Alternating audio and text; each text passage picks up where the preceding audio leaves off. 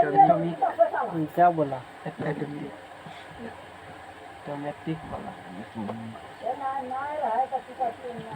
Atomic structure, परमाणु संरचना हम लोग पढ़ रहे हैं। इसमें जो है आज देखने वाले हैं विभिन्न प्रकार कैलकुलेशन ऑफ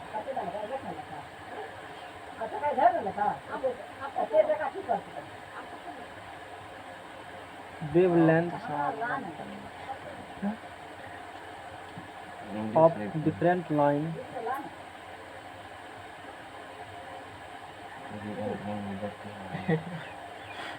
of different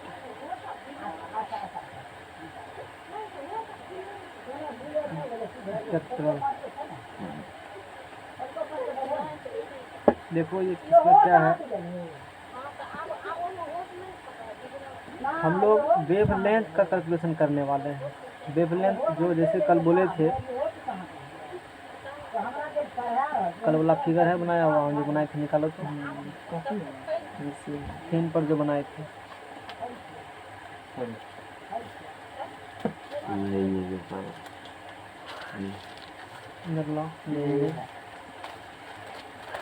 कल जो ये डायग्राम मैंने बनाया था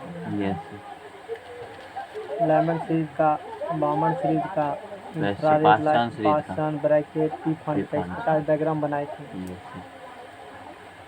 तो सब पर से जब 7 से 6 से 5 से 4 से 3 से 2 से सब पर से 1 पर आया था, ये बना। इसी प्रकार से और भी सीरीज बना था।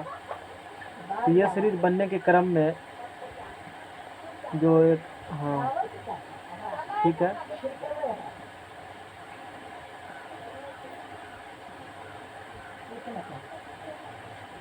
तो इसका जो रेज एनर्जी जब निकलेगी तो उसका हम लोग एक प्रकार की वेव होगी, तो उसका क्या निकालना है, वेवलेंथ निकालना है। वेवलेंथ क्या होती है, थोड़ी सी कल हिंट दिए थे यहाँ पर। जैसे मान लो कोई वेव इस प्रकार ट्रेवल करती है, यहाँ से लेकर के यहाँ तक जो पूरा उसका एक चक्कर होगा, एक रोटेशन होगा, उसकी लेंथ को क्या कहते हो, वेवलेंथ कहते हैं। एक वेव की लेंथ को वेवलेंथ कहते हैं। और बहुत सारी बात इसमें हम लोग करेंगे जब फिजिक्स में टॉपिक आएगा तब वहाँ बताएंगे इसके बारे में। ये हो गया यहाँ से एक वेवलेंथ हो गया। तो यही जो वेवलेंथ है, यहाँ जो वेवलेंथ है, जो यहाँ पर डिफरेंट सब जो भी बना है ना सीरीज, लेमन बामन पास्टन ब्रैकेट टिफन, सब का निकालेंगे वेवलेंथ। जैसे अल्ट्रावायलेट रेज हो गया, विजिबल रेज हो गया, इंफ्रारेड रेज हो गया, ब्रैकेट इंफ्रारेड, ये सब भी है। तो इस सब के लिए जो भी रेज निकलेगी उसका निकालना है वेवलेंथ, है ना। डायरेक्ट ही वेवलेंथ लर्न कर सकते हैं, थोड़ी सी हिंट दे देते हैं कैसे निकाली जाती है। तब तुम्हें को कैलकुलेशन ये करनी है, आसान है, कर सकते हो। तो calculation of wavelength of different lines of different spectral, सब लाइन का निकालेंगे। जितना लाइन देख रहे हो ना, सब लाइन का निकलेगा। और डिफरेंट ये जो स्पेक्ट्रल है, इसी को कहते हो उसका निकलेगा। यानी कि वेवलेंथ मतलब होता है तरंग दैर्ध्य। हिंदी क्या होता है इसका, तरंग दैर्ध्य होता है, वो हमको निकालनी है। अब देखो वेवलेंथ को जो हम लोग है, जैसे वेवलेंथ को हम लोग लैम्डा से, ये सिंबल है, इससे इंडिकेट करते हैं। इसे पढ़ा जाता है लैम्डा। कभी बताए थे? हो सकता है बताए होंगे, ध्यान तो नहीं। हाँ बताए होंगे, यूनिट डायमेंशन में पढ़ाए हैं। ये लैम्डा का सिंबल है ना। ये क्या है, वेवलेंथ है, इसे तरंग दैर्ध्य कहते हैं हम लोग। तो यहाँ से निकालेंगे, बात करेंगे हम लोग 1 लैम्डा बराबर, देखिए फार्मूला है, डायरेक्ट कहाँ से दिमाग नहीं लगाना है, डायरेक्ट रखना है। मैथमेटिक्स में ड्रॉ करते, केमिस्ट्री है ना, इसी कारण से 1/λ बराबर r/1 साइंटिस्टों द्वारा फार्मूला दिए गए हैं, ड्राइव भी होते हैं। हम लोग को उससे कोई मतलब नहीं है, हम लोग को काम से मतलब है। मैथमेटिक्स होती तो हम ड्राइव भी करते वहाँ पर। 1/λ बराबर फार्मूला हो गया r/रूट, मतलब r बड़ी कोस्ट 1/n1 का स्क्वायर माइनस 1/n2 का स्क्वायर। देख लो है यार, लैम्डा बराबर तुमको यहाँ पर है, जैसे यहाँ पर बुक में भी तुमको देख सकते हो फार्मूला लिखा होगा, है ना। एनर्जी बोला है, उसको पलटा मारेंगे तो वही होगा। फिर बात समझेंगे ना, उल्टेंगे ना तो वही आएगा। 1/λ बराबर वो चला आएगा। तो इसके लिए हम लोग लर्न कर रहे हैं। तो लैम्डा बराबर हो गया तुमको, क्या हो गया यहाँ से वेव लेंथ हो गया, और ये निकालेंगे हम लोग एंगस्ट्रम में। तरंग दैर्घ्य हो गया, इसको किस में निकालेंगे? एंगस्ट्रम पकड़ो इसको, टेप को, जब मांगेंगे तब देना। आर बराबर हो गया, देखो आर एक कांस्टेंट है, और वो कांस्टेंट क्या है? राइडबर्ग कांस्टेंट है। आर बराबर क्या है? राइडबर्ग कांस्टेंट है। कहीं डिस्कस किया गया होगा इसके बारे में, वही कांस्टेंट है, बुक में भी कहीं देखे थे हम। हाँ देखो यहाँ लिखा हुआ है ना। तो ये क्या है? ये राइडबर्ग कांस्टेंट, हम लोग वही फॉर्मूला देख रहे हैं। उसने वेवलेंथ को इस सिंबल से इंडिकेट किया, मैंने इसको इस सिंबल से। अपना अपना सबका मन है, बात समझ में आ गया ना? तो ये बात थोड़ी सी डिटेल में चर्चा की गई, शॉर्ट चर्चा है, ठीक है, कोई दिक्कत नहीं है। और उसका वैल्यू जो है, देखो उसका वैल्यू जो है 1096 कितना है? 96 1 दे दो केमिस्ट्री का 4 को 109677 पर सेंटीमीटर कितना होती है। तो मैंने बुक में देखो कि यहाँ पर कॉमन लगा हुआ भी है, इसमें थोड़ा सा गड़बड़ बुझा रहा नहीं होगा, लगा हुआ ऐसे ही होता है डाटा। मैंने कॉपी में से लिखा हुआ है, देखो तो एक बार पेज नंबर 40 में देखो तो एक बार। 45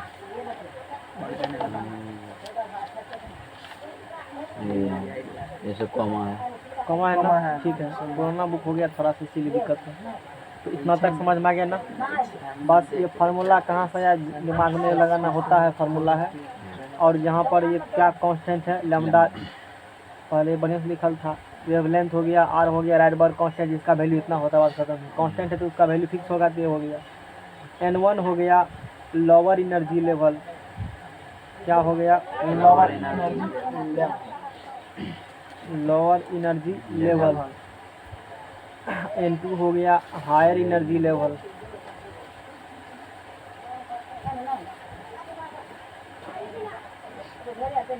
है ना? अब हम लोग ये फार्मूला हो गया, अलग अलग सीरीज़ के लिए बात करेंगे। लैमर, बावर, पास्टन, पीफन, ब्रैकेट, सब के लिए बात करेंगे कि उस सब के लिए फार्मूला ये क्या होगा। अब जैसे लैमन सीरीज़ का पहले बात करेंगे, फॉर लैमन सीरीज़,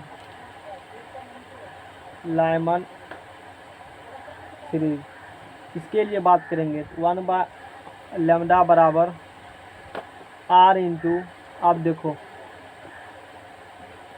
N1 बराबर क्या है? लोअर एनर्जी लेवल, है ना?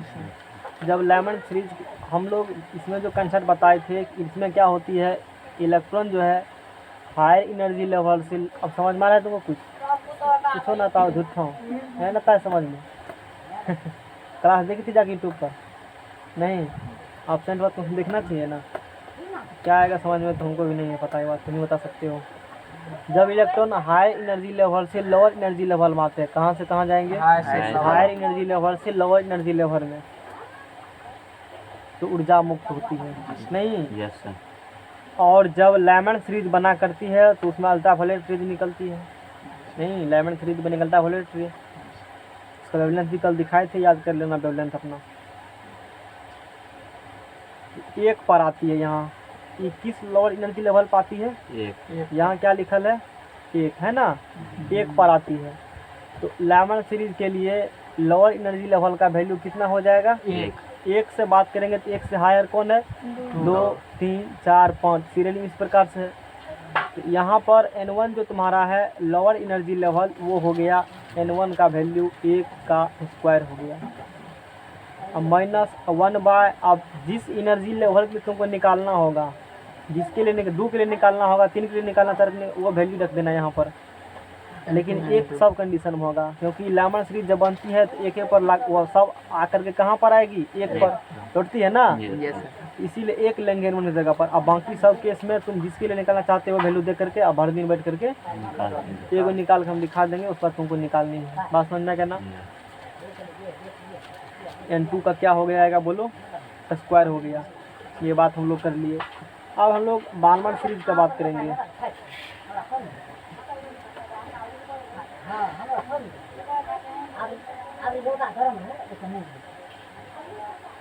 एक भी दिन वो तो अभी मान लो चैप्टर का लिंक थोड़ा टूटा हुआ है, फिर लिंक पकड़ेंगे चैप्टर का। ये कंप्लीट इशू है ना, हाइड्रोजन स्पेक्ट्रम क्लियर करने के बाद बोर मॉडल का फिर लिंक पकड़ेंगे, तो 4-5 दिन मतलब वो अभी बहुत दूर तक उसका लिंक चलेगा, तब एक बार लिंक धर लेंगे। फिर ये तो बोर मॉडल पढ़ा है, और बीच में उसका लिंक ब्रेक किया हाइड्रोजन स्पेक्ट्रम, थोड़ा सा अलग टॉपिक है। ये जैसे ख़त्म होगा फिर लिंक धरेगा बोर मॉडल का, फिर बहुत कुछ उसमें देखेंगे हम लोग। नहीं तो एक क्लास भी गया तो 4 चपटे चला गया तब सब कुछ। 4 बार्मर सीरीज हम लोग बात करेंगे, इसके लिए बात करेंगे तो 1/λ। अब देखो बार्मर सीरीज कल बताए थे, तो सब आकर कहाँ लौटती है बताओ? 2 पर लेट रही है ना, 2 पर लौटती है। तो पता चल रहा कुछ क्या है? नहीं चलेगा पता है। चलो 5 दिन एबसेंट रहा, हम लोग 2 साल में एबसेंट नहीं रहे। बार्मर सीरीज बराबर R×1/, उसके लिए लो एनर्जी लेवल क्या होगा? हाई एनर्जी लेवल जिसके लिए निकालना होगा वो रखेंगे यहाँ पर। एक करके दिखाएंगे हम लोग, निकल बना के दिखाएंगे, सब सीरीज का एक एग्जाम्पल लेंगे और तुमको समझ में आ जाएगा कहीं है या नहीं। पास्टन सीरीज का बोलो फिर।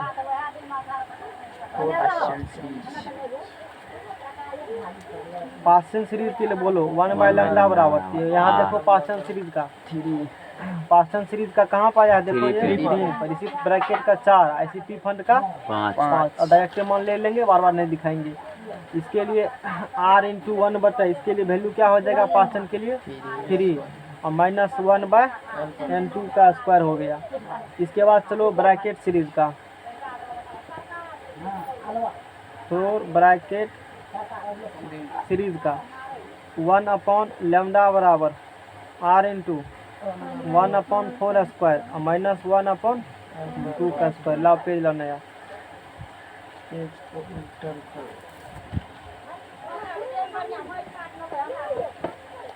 है ना।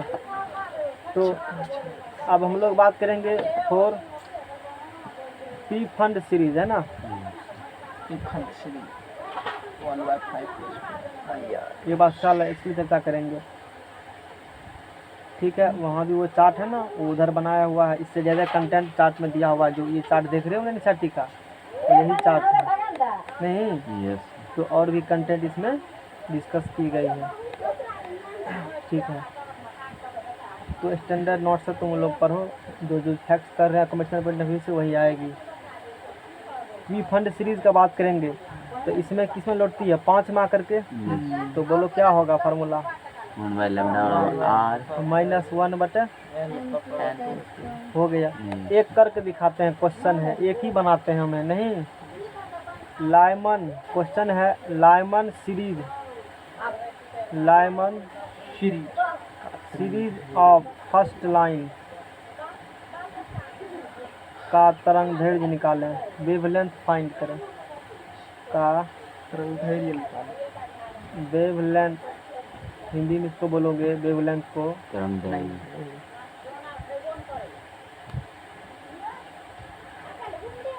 दैर्घ्य निकालें।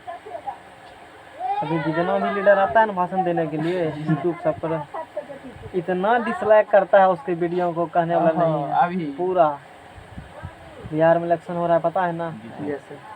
इससे पहले किसके इलेक्शन हो चुका है भारत में? क्या नहीं, किसी का नहीं होगा विश्व में 2 तो बोले बताए थे हम। अमेरिका को बोले, अमेरिका ने बोला, दक्षिण अफ्रीका। दक्षिण अफ्रीका किधर है? किधर है मैं पर पता है नहीं जानकारी में। East west north south Korea का भी हुआ है इलेक्शन, उसके बाद पूरा विश्व में नहीं। इस बार एक कोई और कंट्री और था, वो भी कराया। भारत में बात करेंगे तो बिहार ही है। जीके का फेवरेट क्वेश्चन एग्जाम आएगी, इसीलिए ध्यान में रखते हैं। जी सर। नहीं मुफ्तिया में बता दिया, कोरोना वायरस के बाद भारत में किस राज्य में? हाँ, फर्स्ट इलेक्शन हुआ तो बिहार ही है, जहाँ का सरकार है नीतीश बाबू। तो अब बनेगा कौन? बनेगा तो कौन है दूसरा? कौन कैंडिडेट तुमको लगता है? जिसकी लाख की उसकी भैंस। Lyman series of first line, Lyman series के किस लाइन का बात कर रहे हो जी? फर्स्ट लाइन का। तो लाइमन सीरीज का जो फर्स्ट लाइन है बताओ कौन इसमें होगा?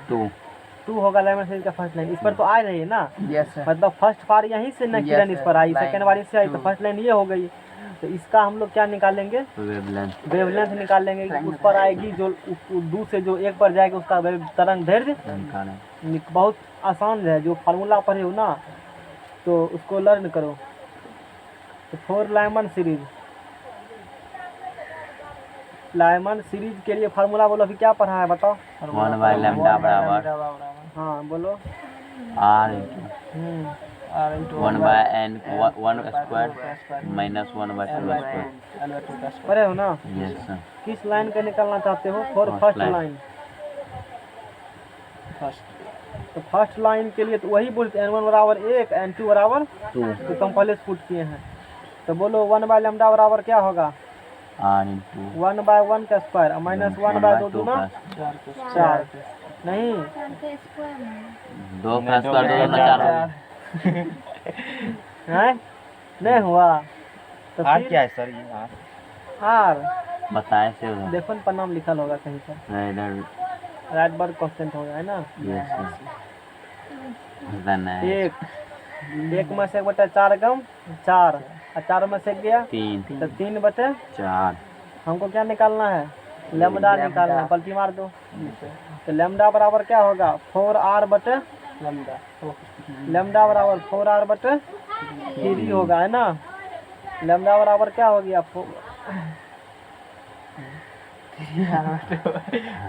सही गलत किए हो, हमने गलत किए हैं। इसको लिख सकते हो ना 3r बटे 4 ऊपर में है ना, इसीलिए लैम्डा बराबर 4/3r। r का मान देखो कितना है, 10 10 9 96। 7 अब बताओ मेरा गुना भाग कितना तेज है, देखो 0.1 2 3 4 देखा कितना तेज है, देखा ना इसीलिए तो सॉल्व क्या हुआ करते हैं, गुना भाग आसान होता है करने में, नहीं इसी रीजन से 4 को 0 अपना माथा पर हाँ माथा तो अपना खराब करती रहे गुना भाग में, नहीं तो इतना हो गया। तो 1 2 3 4 5 6 7 8 हुआ ना इतना। पॉइंट उड़ाएगा तो 10 के पावर इतना देगा ना, भाग जितना आएगा पॉइंट उड़ाएगा 10 पावर कितने आएगा 8 आएगा ना। तो लैम्डा बराबर तो 1215 1215 गुना 10 के पावर माइनस 8 इतना सेंटीमीटर। हम बदलना चाहते वेवलेंथ इसमें मीटर में, एंगस्ट्रम बदलना है। क्यों, उससे पहले वाला पेज पर वो लाओ, कुछ लिखा था पेज पर। तो एक एंगस्ट्रम बराबर यहाँ से क्या लिखल है, एंगस्ट्रम हाँ हटाओ। एक एंगस्ट्रम बराबर 10 के पावर माइनस 10 मीटर होती है ना। और 1 मीटर बराबर बोलो 100 सेंटीमीटर 100 सेंटीमीटर 10 के पावर माइनस 10 में 10 के पावर 2 सेंटीमीटर। तो एक एंगस्ट्रम बराबर बोलो 10 के पावर कितने होगा माइनस 8 सेंटीमीटर। हटाओ पेज को, समझना गया ना। तो बोलो इसके जगह क्या बोलेगा, लैम्डा बराबर एंगस्ट्रम बोलेगा 1215 एंगस्ट्रम। लैम्डा बराबर 1215 एंगस्ट्रम निकल गया, इसका वेवलेंथ निकल गया, समझना गया ना। इसी प्रकार से और का निकाल सकते हो, नहीं लेमन का निकाला ना। अब किसका निकाल सकते, लेमन सीरीज निकाला फर्स्ट लाइन का। मान लो तुमको निकालना होगा लेमन सीरीज का सेकंड लाइन का, तो n2 की जगह क्या पुट करोगे 3।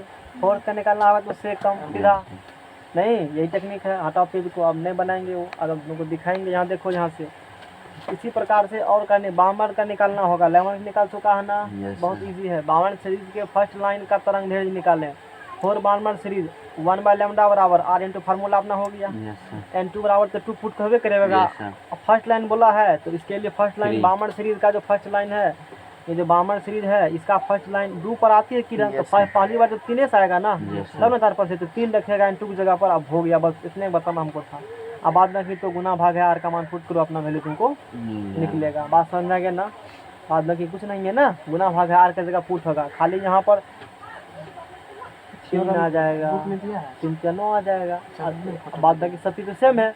इसी प्रकार से और सीरीज का निकालेंगे तो बहुत इजी है, मैंने भी खुद से सॉल्व किया था, तो इसको सॉल्व तुम कर सकते हो। बात समझा क्या ना। अब पास्टन सीरीज का निकालना होगा फर्स्ट लाइन का, एक एक दिक्कत इसमें है कि यहाँ वैल्यू पुट करना है। तो पास्ट टाइम सीरीज किसका निकलना चाहते हो? फर्स्ट लाइन का ना। तो पास्ट टाइम सीरीज का फर्स्ट लाइन का तो ये वाला होगा, तो ये वाला 4 है, तो एंट्री की जगह क्या पुट करेगा बोलो? 4 तो यह 4 देखो यह पुट किया है ना 4 है। अब तो गुना भाग का पुट करो, आर का जो वैल्यू रखो, लास्ट में अपने वैल्यू निकल जाएगा। इसी प्रकार से देखो इसको क्या रखा गया, पकड़ो पेज को, ठीक है। ब्रैकेट सीरीज के फर्स्ट लाइन का निकाले, तो अब देखो यहाँ पर ब्रैकेट सीरीज का निकाला गया है, तो ब्रैकेट सीरीज का फर्स्ट लाइन ये वाला होगा, और ये वाला कौन है? 5 है। तो ब्रैकेट सीरीज का फर्स्ट लाइन यहाँ क्या पुट किए हैं? 5 पुट किए हैं। अब सॉल्व करो, बस लैम्डा का मान, आर का मान वही पुट करना है सब में। बोलो कोई दिक्कत होगा इसमें? फिर ये सॉल्व कर लिया मैंने। अब अगला है पेज वाला नया, तुरंत हो गया ना? 10 पेज पढ़ लिया हैं? 10 पेज पढ़ लिया। तब सर अगला उसका पेज फोटो कहाँ भेजे, बनाएंगे किसका? मतलब 150 पेजा खींच दिए हैं, सब भेजेंगे, टेंशन कह लेते हो।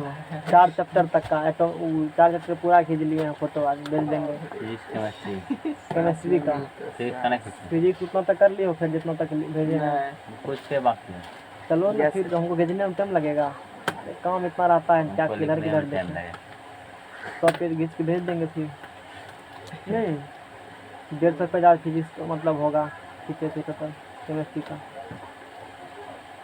केमिस्ट्री तो कर हैं? केमिस्ट्री तो एक करवा नहीं। लिखते रहना बैठते, 1000 पेज होगा, फिजिक्स में 1000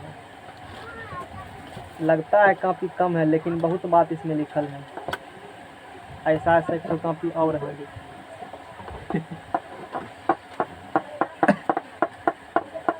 जल्दी लाओ।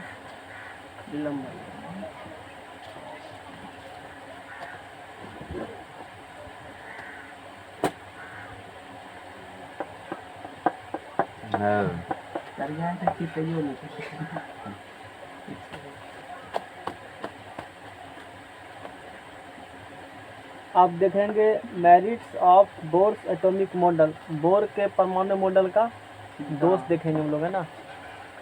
उसका काम हैं? अच्छा, दोष नहीं गुण देखेंगे। मेरिट्स मतलब होता है गुण, डिमेरिट्स नहीं। अभी तो जितना भी काम हो रहा है ना, जो भी केमिस्ट्री हम लोग पढ़ते हैं वो बोर साहब के मॉडल के अनुसार ही पढ़ते हैं। जो भी मतलब डिस्कस अभी किए हैं, मान लो वो भी सब भी डिस्कस और आगे डिस्कस है, वो बाबा बोर के कंसेप्ट पर ही काम करते हैं। चिन्नी का Bohr. Merits of Bohr's atomic model, Niels Bohr Niels Bohr इसी को कहते, फोटो भी दिखाए थे। क्या नंबर पेज होगा? 3 पेज नंबर में भी है।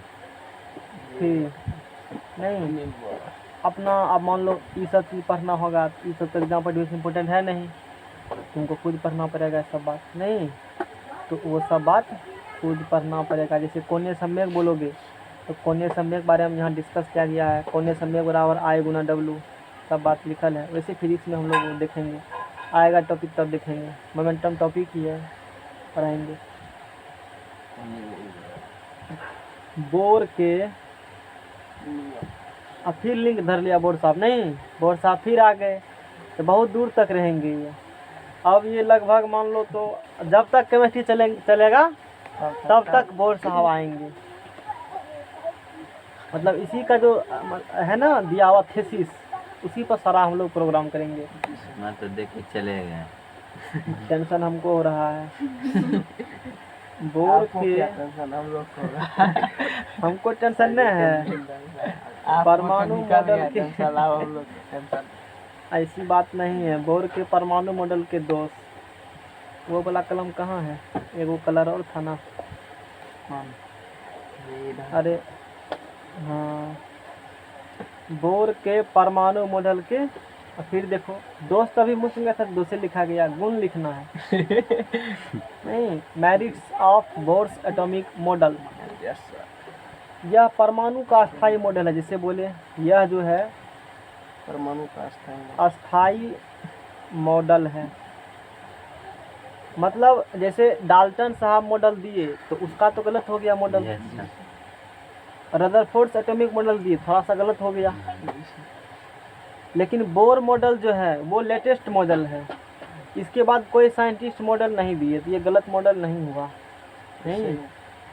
तो वो बोर एटॉमिक मॉडल की बात हम लोग हो गई। यह परमाणु का अस्थायी मॉडल है। इस मॉडल के सहायता कक्षा की त्रिज्या देखो क्या क्या निकालेंगे। इसकी सहायता से इसकी सहायता से अभी निकाल करके भी दिखाएंगे, इसकी सहायता से तुम क्या क्या निकाल सकते हो।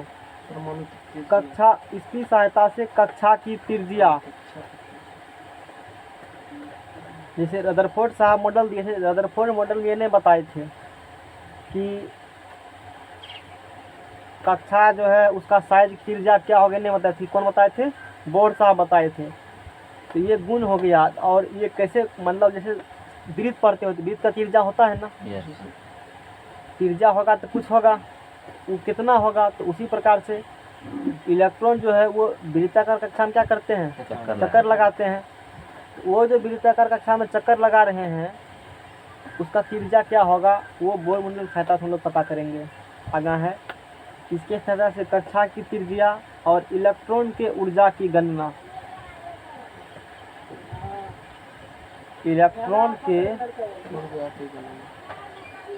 ऊर्जा के गणना की जाती है। नहीं, किस कक्षा का कितना होगा त्रिज्या और इलेक्ट्रॉन के पास कितना होगा ऊर्जा। क्योंकि बोर साहब ये बोले थे इलेक्ट्रॉन जो है वो नाभिक के न्यूक्लियस के चारों तरफ निश्चित ऊर्जा के साथ क्या करते हैं, घूमते रहते हैं। उसके पास एक फिक्स्ड एनर्जी है। वो जो फिक्स्ड एनर्जी है वो कितना इलेक्ट्रॉन वोल्ट में हम लोग उसको मेजरमेंट करते हैं। कैसे निकालेंगे ये भी बताएंगे, कैसे निकाला जाता है और निकाल कर भी एग्जाम्पल दिखाएंगे। ये बात हो गई।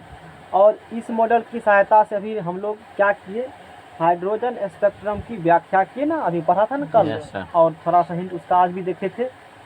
हाइड्रोजन स्पेक्ट्रम की व्याख्या की। 4 नंबर में इस मॉडल के आधार पर अनेक सिद्धांत और नियमों की व्याख्या होती है। आगे जो भी नियम आएगा उस सब की व्याख्या हम लोग बोर्ड साहब के आधार पर ही करेंगे। According to Bohr atomic model बोलेंगे, ये बात होगी, ये बात होगी। बहुत सारा मॉडल साइंस के जो साइंस दिए हैं उसको क्लास डिस्कस हम लोग करेंगे तो बोर्ड मॉडल के आधार पर। अब देखो, अब जो है ये डेरिवेशन हमको नहीं जानना है, ज़बरदस्ती हम लोग करवा लिए थे डेरिवेशन। ये क्या है हम उसको डिस्कस करते हैं। हाइड्रोजन परमाणु के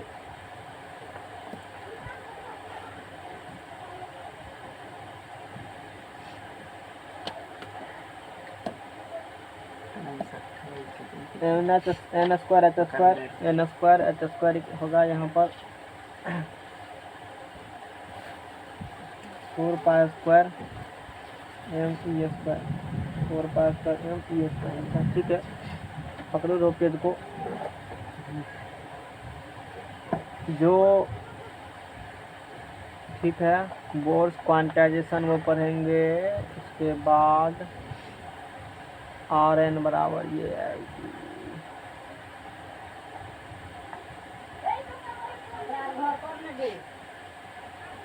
नहीं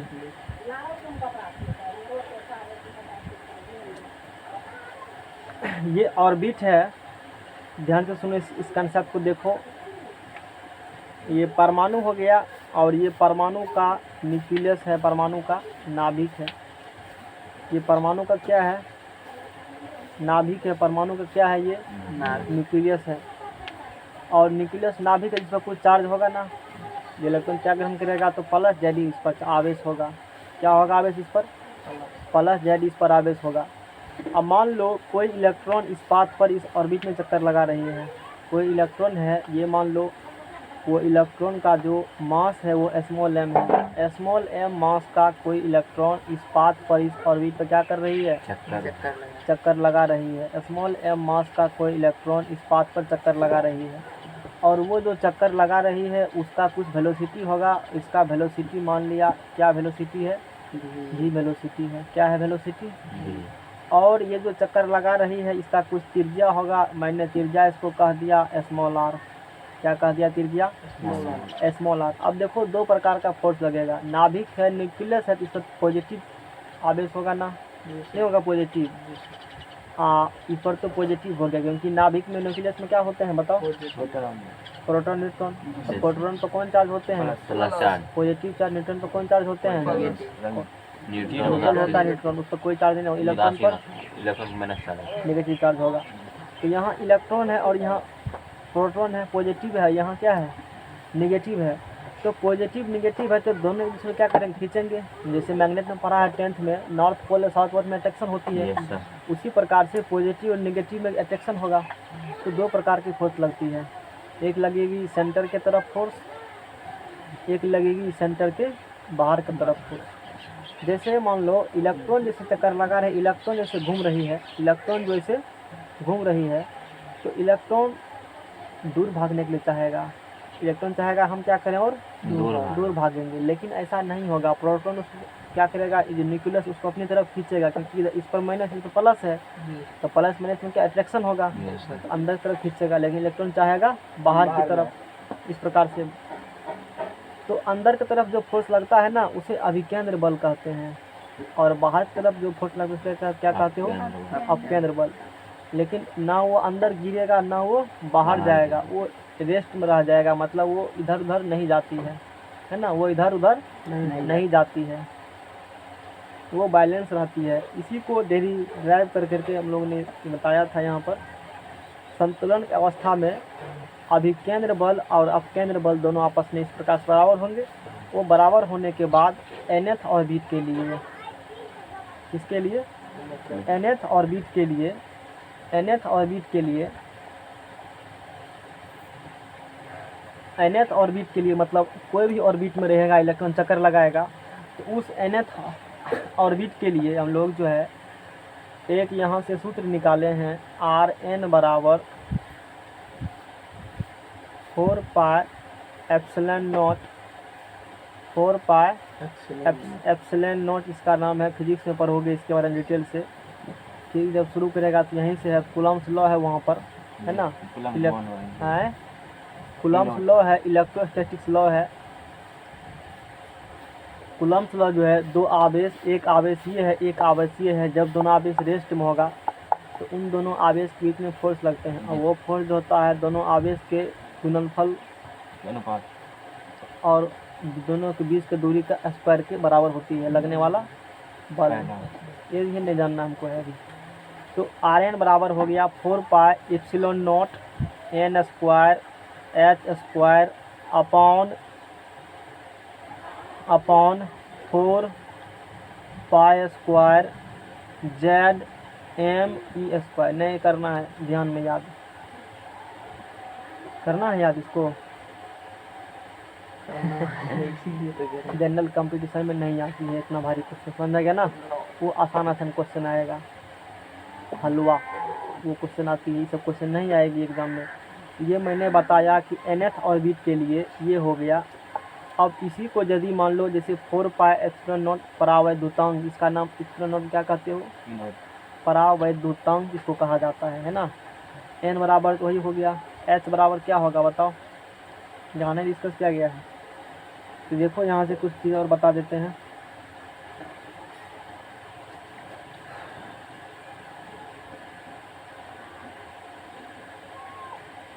ये सब का सब इसमें कांस्टेंट है, बहुत सारा चीज़, 2 डिजिट छोड़ करके, n और z को छोड़ करके यहाँ से सब को रिमूव करेंगे। ये नहीं रखना है यार, ये सबको कांस्टेंट उस्टेंट कटने उठने वाला जो भी है ना, सबको काट खोट करके इसका वैल्यू आएगा 0.529, 0.529 n स्क्वायर बटे z एंगस्ट्रम। ये कर लो याद,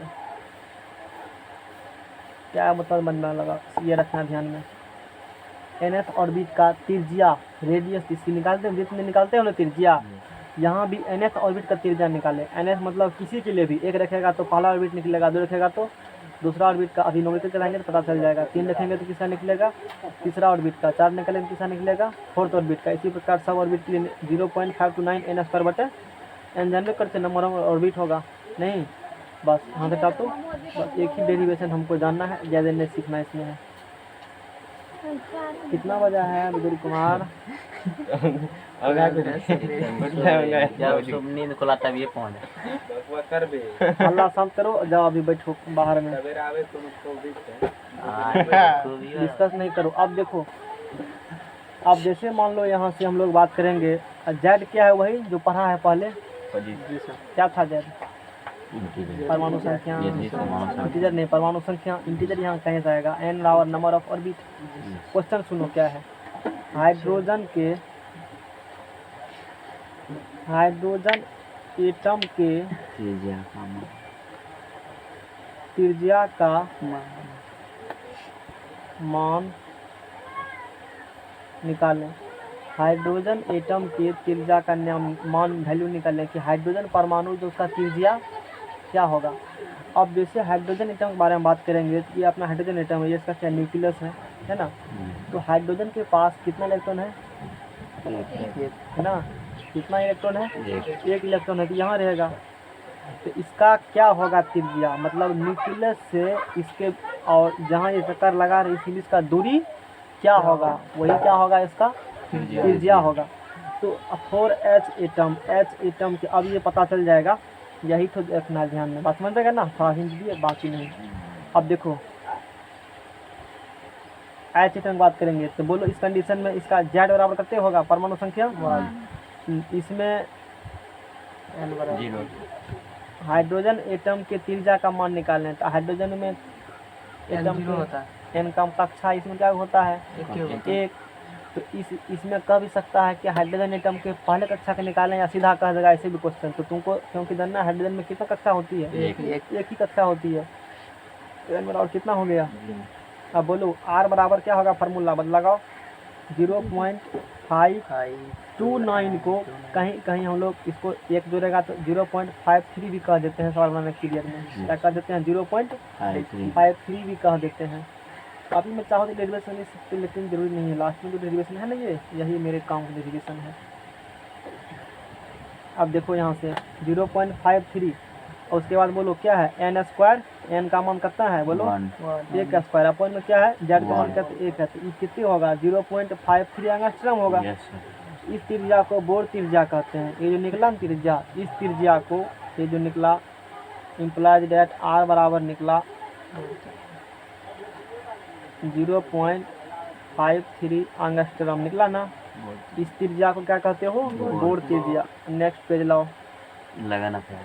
अब देखो अब बनाना नहीं हमको है, तुमको खुद बनाना करना है। देखो जैसे हिंट देते हैं कैसे बनेगा, बहुत इस उदाहरण में देखे थे।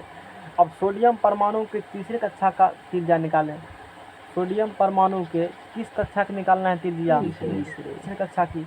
तो सोडियम एटम तो तीसरा कक्षा, n का मान 3 हो गया। और सोडियम का परमाणु कितना होता है, 11।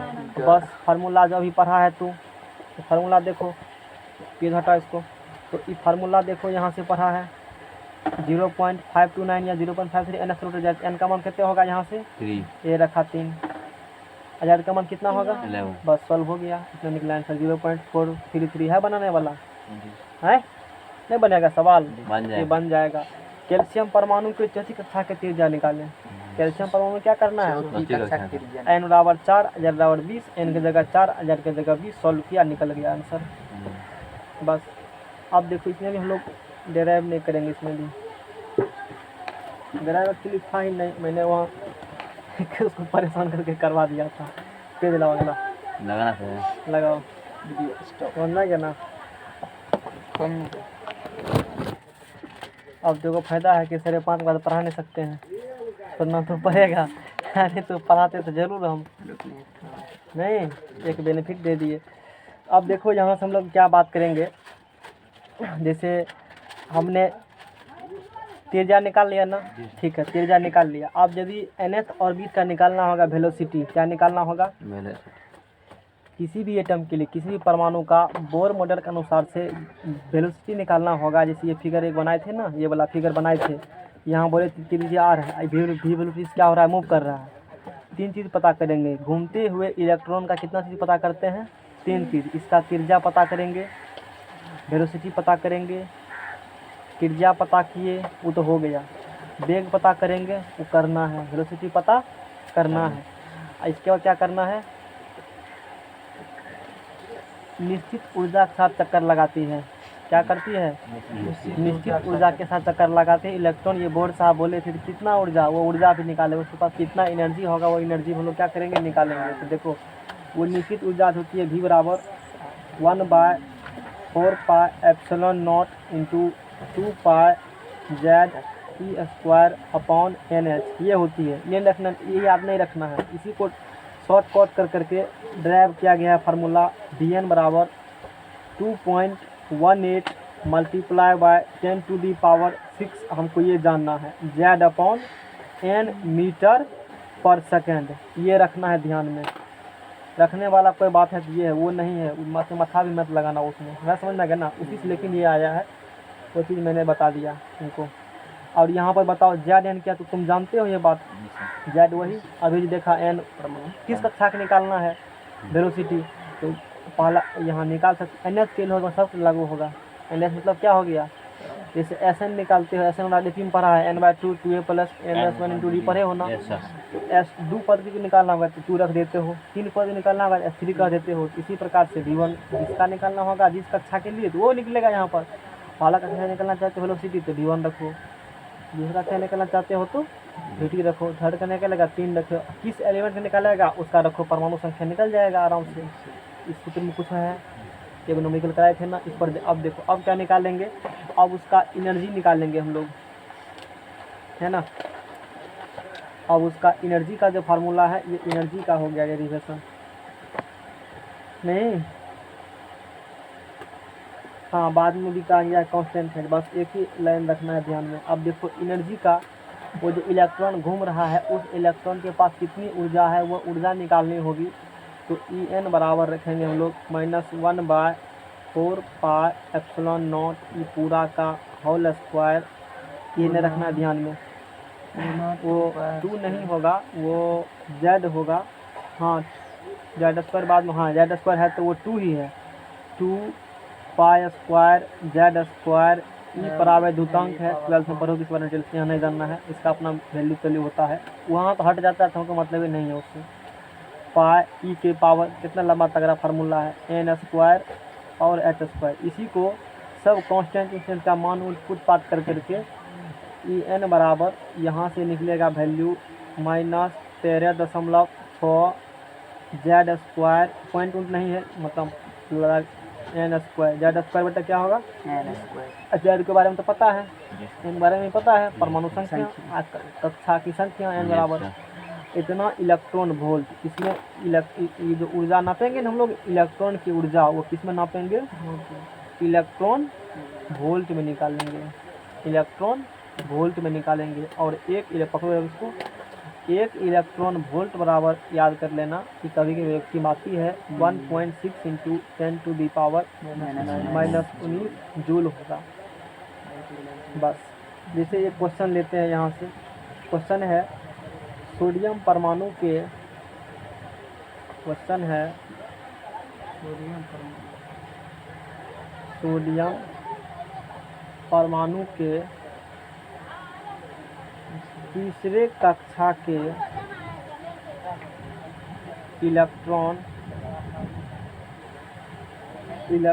की कुल ऊर्जा निकालना। क्या निकालें, एनर्जी निकालें, एनर्जी निकालेंगे कह रहा है। सॉल्यूशन फ्रॉम क्वेश्चन, सोडियम के परमाणु है, सोडियम का परमाणु है और कौन कक्षा के बारे में बात कर रहा है, तीसरे कक्षा। तो एन का मान बोलो 3 हो जाएगा, 3। और सोडियम परमाणु है तो जेड का मान बोलो 11। क्या निकालना है, कुल ऊर्जा। फार्मूला बोलो, ई बराबर क्या होगा, ई एन बराबर बोलो -13.6। अब देखो इसी फार्मूला को एक यूनिट में जब किलो जूल पर मोल में बात करोगे, इसी फार्मूला को नहीं तो एक डाटा में इसको लिखा जाता है या इसके -1312 n² गुना जेड स्क्वायर इतना किलो जूल पर मोल। ये फार्मूला होती है, अलग अलग यूनिट में है। तुम चाहो तो इसमें निकालना इलेक्ट्रॉन वोल्ट निकालना चाहते हो तो उसमें भी निकाल सकते हो, इसमें निकालना चाहते हो तो ये भी। हम इलेक्ट्रॉन वोल्ट में मान लो निकाल रहे हैं तो 13 उसी में निकाल रहे हैं किलो जूल मोल में। सॉल्यूशन कैलकुलेशन किया हुआ इसी कारण से, तुम किसी में भी इसको निकाल सकते हो, उसके लिए कोई इशू नहीं है, अलग अलग डायमेंशन है। जैसे तुम वेग को निकाल सकते हो मीटर पर सेकंड में भी, और उसको निकाल सकते हो किलोमीटर पर सेकंड में भी निकाल सकते हो, किलोमीटर पर आवर में भी निकाल सकते हो, तो फिर तो किसी किसी कन्वर्ट कर सकते हो ना। उसी प्रकार से ये इसमें भी होता है एनर्जी, और इसमें भी होता है किलो जूल पर मोल एनर्जी। तो मैंने 1312 गुना जेड स्क्वायर अब बटे एन स्क्वायर किलो जूल पर मोल। नहीं, अब बताओ एनर्जी बराबर यहाँ से एन बराबर, तो एन का मान यहाँ 3 रख दो। Yes sir. किस कक्षा का निकालनी है? तीसरी थर्ड ऑर्बिट का निकालना है। तो माइनस 1312 जेड का मान बोलो 11 का स्क्वायर, एन का मान बोलो 3 का स्क्वायर। 3 का स्क्वायर। बाद में यूनिट यूनिट लिख देंगे। तो ई गुना भाग करने के बाद तुमको आ जाएगा जैसे माइनस 1312 अगर गना कैसा से 3 तिया 9। इसको जब गुना भाग करेगा 1 7 6 3 9 इधर प्लस टोटल एक बार करके देख भी लेते हैं हम। तो गुना भाग करना इतना किलो जूल पर मोल, इतना क्या निकल जाएगा है? अभी तो आधा घंटा टाइम मेरे पास है। नहीं आधा घंटा पहले पकड़ो पेज को पकड़ो, देख लेते हैं कर करके देख लेते हैं। तो निकल गया 1312, वो वस्तु नहीं छेकना है 1312। अभी बैटरी सठा है इसका, थोड़ा सा इसलिए दिक्कत है। 1312 गुना 121, उसके बाद बोलो क्या है? बटे 9 भागा किसे देना है? 9 से देना है, 4 सठ गया इसीलिए। देखो 17 176 39.11111 हो गया ना। तो वो गुना भाग यहाँ से क्या हुआ थोड़ा इसलिए इससे काट निकला है। बोलो समझ में आ गया? इतना किलो जूल पर मोल इसका हो गया। सोडियम परमाणु की तीसरी कक्षा क्या निकाल लिए? इलेक्ट्रॉन की कुल ऊर्जा निकाल लिए, जितना उसमें इलेक्ट्रॉन होगा सोडियम परमाणु के थर्ड ऑर्बिट में। यदि इसका डायग्राम बनाना हम लोग चाहेंगे तो सोडियम परमाणु के थर्ड ऑर्बिट का डायग्राम किस प्रकार से बनाएंगे वो थोड़ा सा हम लोग चर्चा कर लेते हैं। जैसे सोडियम परमाणु बनाओ यहाँ पर डायग्राम, आगे जब जाओगे केमिकल बॉन्डिंग जब पढ़ाएंगे तो वहाँ पर डायग्राम के बारे में डिटेल से बताएंगे कि किसी किस्म का डायग्राम कैसे वहाँ टॉपिक पढ़ाते हैं। यहाँ जब आ गई तो थोड़ा चर्चा कर लेते हैं। सोडियम का 281 होगा, पता होगा तुमको, Yes, लेकिन sir. कन्फर्मेशन जब बनाओगे यानी कि फर्स्ट ये सोडियम का न्यूक्लियस हो गया, इसमें कितने इलेक्ट्रॉन होगा? 2। इसमें बोलो 1 2 3 4 5 6 याद होगा पूरा भी ना, मैट्रिक किया हो ना इसीलिए। आठ 2 10 से कितना होगा? 11 होगा। बताओ याद है तो ऑक्टेट पूरा करने के लिए क्या करेगा ये? याद किए हो? अपना एक इलेक्ट्रॉन दूसरे को दे दे। एक क्या कहे देगा? हम 2 देना चाहते हैं, मेरा मन है 2 को देंगे। बताओगे ना? तुमको पता है तुम कितना नंबर है? नंबर में पूछो नंबर अरे भाई वाला हम खोजते हैं। कितना नंबर है? 317 नंबर है। अच्छी फर्स्ट डिवीजन। अच्छा सेकंड तो इसमें किसी को नहीं है, तो बताओ एक ही कह देगा, तुम बता सकते हो टॉपर? इसमें सारा थी इलेक्ट्रॉन सोडियम का एनर्जी फुल है क्या? मतलब फुल है पहले से, किसी को नहीं देगा ये? अच्छी बात, तुम्हारे हिसाब से देगा ये? हैं मोहम्मद बोलो बोलो बोलो क्या करेगा ये? मछली पूरा पूछो जवाब टनाटन देगा। अभी बोलो कुछ भी देख सकते हैं एक बार, एक कह देगा या 2 कह देगा, कितना देगा वो सब बता देगा। फिर पूछ के दिखा देंगे। नहीं जाएंगे तब वहाँ सुनना। अभी राज को राज ही रखो, राज नहीं खोलना है। बताएंगे सही गलती नहीं बोलते बताएंगे, राज को राज ही रखो। तब तक मैं यूट्यूब सर्च कर देंगे। हाँ आगे का प्रोग्राम हम लोग देखते हैं। हाइजेनबर्ग का अनिश्चितता का सिद्धांत, नेक्स्ट पेज लो। टाइम मेरे पास बहुत अभी है, उन लोग को थोड़ा भी पढ़ाएंगे तो कोई दिक्कत नहीं है, यस सर क्योंकि वो बहुत पढ़ा दिए हैं। अभी ये तो गया, अब तो पढ़ाने होगा। चल लीजिए सर। लगा पेज पेज लगा। मोबाइल निकाले कितना बचा हुआ है? वो लोग सब आ गया है क्या? हाँ सब आ गया है। नहीं छोड़ो ना, अभी और पढ़ाएंगे थोड़ा। पेज लगा ना अगला। लगा 10 मिनट मोबाइल बारो, 10 मिनट एगो सिद्धांत पढ़ा देते हैं। कम देखो पढ़ोगे तो घटा तो मेरे है, हमरा तो मान लो इसमें कोई दिक्कत नहीं है। है ना, बहुत कम नहीं पढ़ना है, केमिस्ट्री बहुत पढ़ना है। इससे भी बोरिंग टॉपिक अभी बचा हुआ है एक ठो कॉपी, वो जो कॉपी देखा था ना, वो बोरिंग टॉपिक है। ये सब थोड़ा सा इंटरेस्टिंग है, जल्दी खींच लो इस सबको, यहाँ से 12 माइंड में रख करके हाथ। देखो आगे पढ़ेंगे हाइजेनबर्ग का अनिश्चितता का, अरे कैसे लिखते हैं सिद्धांत, ऐसे लिखा जाता है, यहाँ गलती लिखे हैं, पता नहीं क्या लिखे हैं, ऐसे लिखा होगा। ठीक है, हाइजेनबर्ग का अनिश्चितता का सिद्धांत क्या होती है? ये हाइजेनबर्ग का अनिश्चितता सिद्धांत बहुत इजी है, सुनो। इस सिद्धांत के अनुसार इलेक्ट्रॉन जैसे जो सूक्ष्म कण रहेगा, ये सिद्धांत कहता है इलेक्ट्रॉन जैसा ही जो सूक्ष्म कण होगा, उसका पोजीशन मतलब स्थान, मोमेंटम बराबर फोर्स इंटू क्या होता है, क्या बराबर, मोमेंटम बराबर क्या होता है बताओ? फोर्स गुना टाइम इंटरवल, ये पढ़ा था ना, फोर्स गुना मोमेंटम कहते हैं उसी को ना, फोर्स गुना टाइम इंटरवल। हाइजेनबर्ग के अनिश्चितता के सिद्धांत के, अगर बोलो तो ये क्या लिखा हुआ है? कौन पढ़ेगा, तुम पढ़ोगे? अनिश्चितता हैं? हाइजेनबर्ग का अनिश्चितता का सिद्धांत। गड़बड़ा जाता है सब इसमें, नहीं अंग्रेजी में इसको क्या कहते हैं सुनो, अनसर्टेनिटी,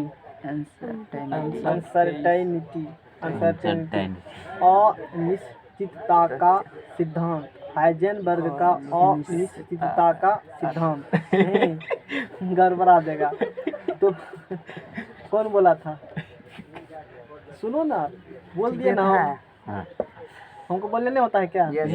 अच्छी बात है, समझ गया ना? हाँ, अब ये बोलना होगा तो बोलेंगे ये वाला बात नहीं। तो इस सिद्धांत के अनुसार इलेक्ट्रॉन जैसे सूक्ष्म कण, इलेक्ट्रॉन जैसे जो सूक्ष्म कण रहेगा, बहुत छोटा पार्टिकल रहेगा, उसका पोजीशन, कौन चीज़? पोजीशन और उसका मोमेंटम, दोनों एक साथ मालूम नहीं किया जा सकता। मतलब उसका स्थान कहाँ होगा और मोमेंटम कहाँ होगा, वो मालूम नहीं कर सकते हो। इसके अनुसार पोजीशन और मोमेंटम मालूम नहीं कर सकते हो इस सिद्धांत के, हाइजेनबर्ग के सिद्धांत के अनुसार। यदि तुम पोजीशन मालूम कर लिए हो तो मोमेंटम पता नहीं चलेगा, और इस मतलब मोमेंटम अनसर्टेनिटी होगी। उल्टा, यदि मोमेंटम मालूम कर लेते हो तो पोजीशन अनसर्टेनिटी होगी, अनिश्चितता मतलब नहीं पता चलेगा। बात समझेगा ना? मतलब दोनों में से कोई एक ही पता चलेगा।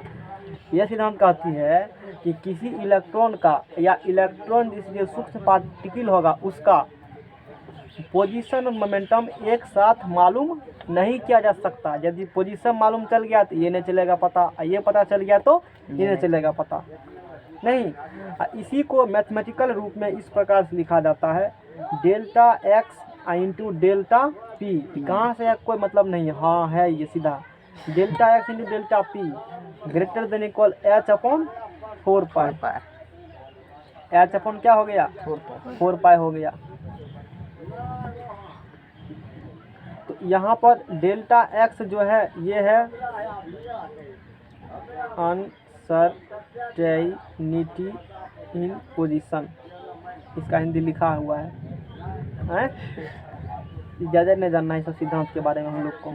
और ये हो गया अनसर्टेनिटी इन मोमेंटम।